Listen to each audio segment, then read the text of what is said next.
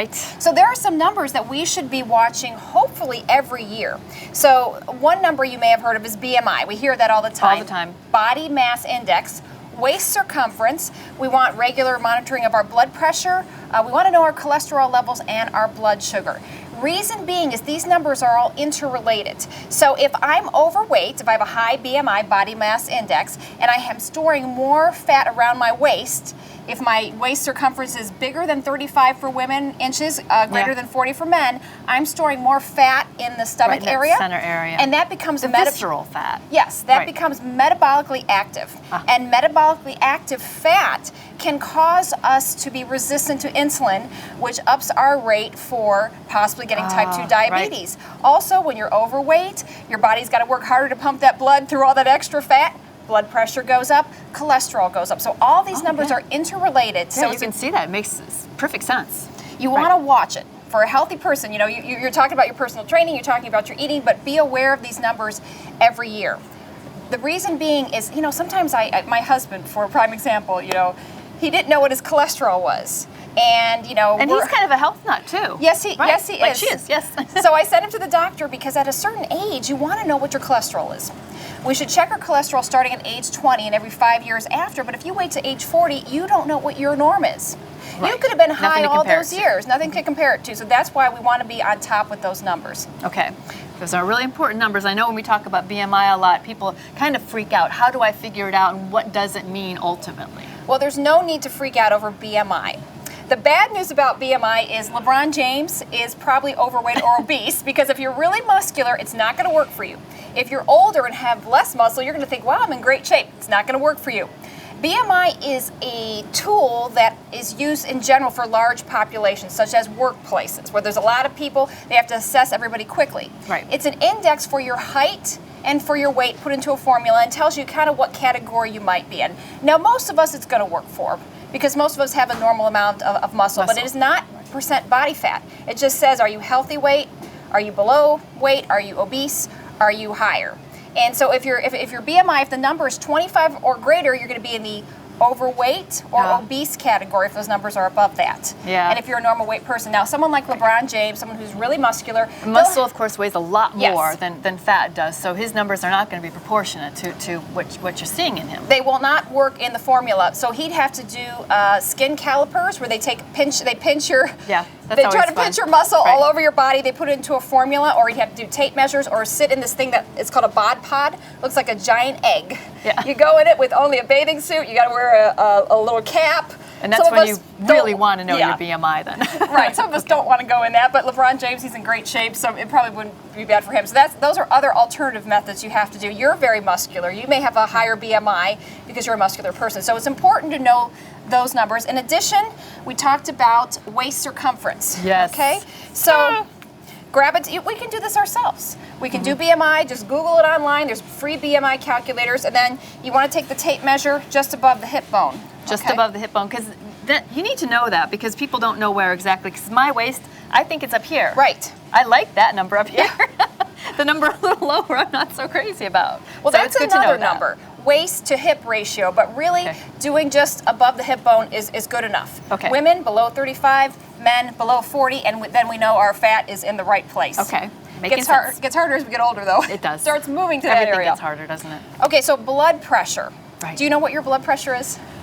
You know, it varies so much. So yeah, usually I'm like 105 over 70 or something like that. But it can go up to 130 sometimes, that top number, just depending on when I ate last sometimes. Right. Or, you know, how revved up I am about something, right? That is an important point because a lot of things affect blood pressure. Right.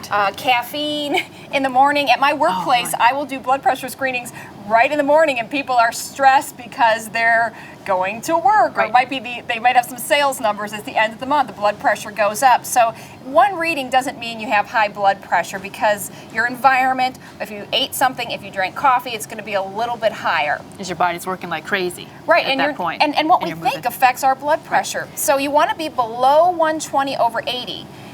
Last year, the numbers changed. Anybody above 130 is now stage 1 hypertension. Oh, wow. And that is because with the research, it showed that earlier intervention with exercise, with eating right, will help us prevent heart attacks and strokes. Okay. Easy enough to monitor too, because you can get these at any drugstore, and they're so easy to use. So at your most quiet time at home, when you're relaxed, more accurate probably reading that you're going to get on that. And some things you need to know with doing that. You want to be seated. Yes. You should, if you can, sit for 15 minutes quiet. I know that's not always possible. You want to bend the elbow, palm up, and you don't want your elbow like this off the table. It's got to be rested. Feet flat. Don't talk. Don't chit chat with anybody if you want to get the best numbers. Okay. Very good. Okay. Next then. Well, before we jump on the cholesterol levels, can we talk a little bit about diet? Let's talk about and diet blood pressure? that makes those numbers where they're supposed to be. Yes. Because we know sodium is, Americans are taking in way too much. National nutrition surveys show that Americans are taking in, on average, adult Americans, about somewhere around 3,500 milligrams of sodium per day. We should be taking in less than 2,300. 2,300 is the top. Wow. And then potassium is the mineral that counters that high sodium diet. Unfortunately, because very few people eat enough fruits and vegetables and whole grains, we're not getting enough potassium. We should have about 4,700 milligrams. Most of us are taking in half of that. So that can set the stage for high blood pressure. So I have some food here that are some of the best sources. Which one of these here do you think is going to be the highest, if you had to look? The highest in sodium? The highest in potassium. In potassium. And we want the number high. I would think the cherries.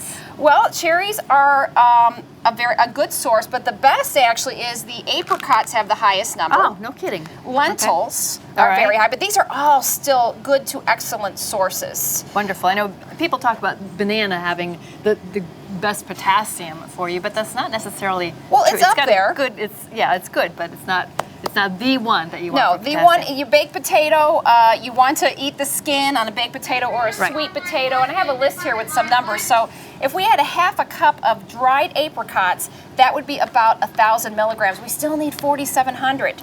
Lentils, good. 1 cup of lentils is 730 milligrams of potassium. But I'm just trying to point out is how much we need to be taking in. You know, even with taking these very high sources, that's still a lot to cover. So that's the importance of having a balanced diet. And it comes down to essentially life-saving. Truly, if you're figuring out how to use your food to keep the numbers where they need to be.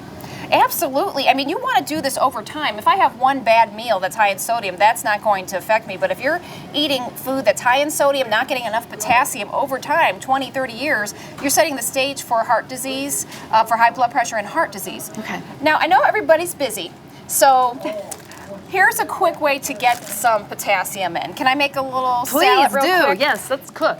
So spinach right here. Spinach has... What's my list of spinach? I know it's a 2 cups has 334 milligrams, so that's considered a good source. Sure. So spinach is good on so many levels too. Once you hit the fiber, absolutely. Yeah, anything leafy green. Antioxidants. Yes. The other thing I want to show you is this was all pre-washed, so that took nothing. All I had to do was open a bag. Okay, same thing. I like variety, so I'm going to add a little bit of romaine to that. We can add some tomatoes. Tomatoes are also a good source, and they've got the antioxidants in there as well. And they're like all over the place right now. The seasonal tomatoes in Northeast Ohio, wonderful. They're wonderful. Kidney beans. Kidney beans are also a rich source of, and those were just of potassium. And those were just canned beans. So this really took no effort. You don't think of potassium with beans, so you don't think about that. So it's really good knowledge to have. And this is just basically a salmon burger. I could break that up and put it over the salad if I wanted to get a little bit of salmon, and that's the heart healthy fat. So that will actually also, in addition to having some potassium, it's also going to help our cholesterol numbers because we want to eat a heart healthy diet. So if you're low, if you got high blood pressure, try making one of these simple salads here. And it is so simple, isn't it? And that matters a lot of times. I mean, when it comes to exercise, people are crunched for time. They want to do it fast. They want to get everything that they need done. And the same truly with trying to eat healthy. Eating healthy does take preparation. It does. And it takes know-how too. You got to know what your goals are. And if your goals are to stay healthy, to be physically fit, you got to be able to know what you're going to be put together here. And you know, you don't have to be a master chef. If you try to keep it simple, there are so many pre-washed vegetables. Just open, put it on there. I mean, the salmon burger took like 20 minutes to cook. All I did was stick it on a pan and cook it. The beans, I just rinsed them off. So it is the planning. So am I making the salmon burgers? Can I make that on Monday? Can I make 6 of them and have them throughout the week? Right. And speaking of salmon, like I said, that is a heart-healthy protein. Yes. Because it's high in the omega-3s. And that's important for cholesterol, which is another number that you should be aware of. So far we've talked about BMI, we've talked about waist circumference, we've talked about blood pressure. Now we're getting to the cholesterol, which we hear about so much. And that is the Mediterranean diet is what you want to follow for that. And it is very much related to, it's very also high in potassium. So here are some excellent foods for heart health. We've got our oatmeal, because we know when we take an oatmeal, it's got the soluble fiber, which will eliminate some of the components of cholesterol out of our body. So it reduces our blood cholesterol levels. And it can be so good. You put some berries on top of it. Sometimes I love almond milk on top of it, and you hardly need anything else. Yeah. Nuts, Mediterranean diet, but a smaller portion because there is still some saturated fat. Our healthy oils like olive oil, avocado. I love those single serving avocado, the holy guacamole, because it's portion control, because we still have to watch the calories. Right. The last number that we should talk about is something that is a big concern to a lot of Americans, which is type 2 diabetes. Mm-hmm. You want to watch your blood sugar numbers for that, and also type 1, but type 1 is more of a genetic, it's a malfunctioning of the pancreas. The number of people who have type 2 diabetes is absolutely skyrocketing, and it has been for years, so this is really a trend that's very alarming. And you want your fasting numbers, when you get it tested, below 100. Okay. 100 milligrams per deciliter. Fasting numbers. If you eat with your testing your cholesterol, if you eat when you're testing your, you'll be thinking you're going to die tomorrow. Yeah, it's not good. You got to fast. Right. And losing weight, even if we lose just 5 to 10 pounds or 5 to 10% of our weight, it makes a huge difference in our blood pressure, in our blood sugar levels, stopping smoking, and feeling better once you get to that. Again, just the small amount of weight taken off can make a huge difference. Now, a lot of companies, like where I work, we offer this one time a year. And if the employees do their biometric screening and no one sees the numbers, the employer doesn't see the numbers, it's just an outside company, so that you can monitor them every year. A lot of companies offer those for free or as an incentive to get a discount on your insurance. If you don't have that option, you can go to your doctor to do these. Even if you don't have health insurance, you can go to some of those minute clinics. They do cholesterol testing. You can buy a cholesterol test. This is $20. The only thing is it gives you the total cholesterol, so you really want to know more. How to separate. You want to know the bad, LDL. The good, the bad, the ugly. Yeah, LDL. Doesn't give you the specifics, but if you have that spouse at home who's refusing to go, get them started on this. Same thing, blood sugar, you can check that at home. Tests are a little pricey, but this can be done if you don't have health insurance. It can be done if your workplace doesn't pay for it. But it's really important, we're watching the scale, we're exercising, we're eating right. We really should monitor our numbers, because also there are some genetic components. Some people who are fit, who are thin.